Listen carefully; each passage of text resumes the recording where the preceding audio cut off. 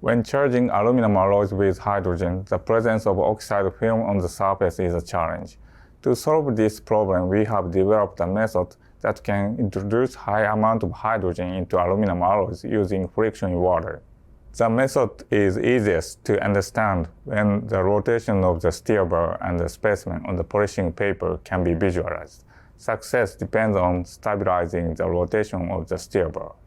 Demonstrating the procedure will be Ms. Michiko Arayama, an undergraduate student from my laboratory.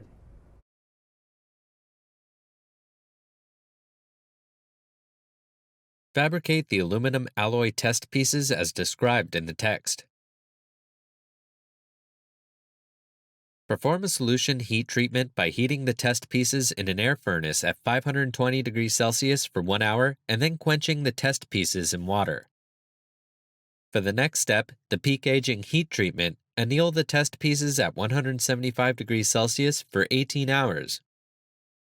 The final step in preparing the test pieces is polishing the surface using silicon carbide emery paper.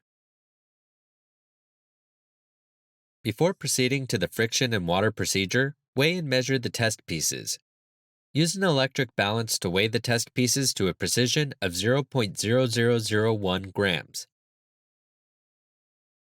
Use an optical comparator to measure the thickness and width of the test pieces to a precision of 0.001 millimeters.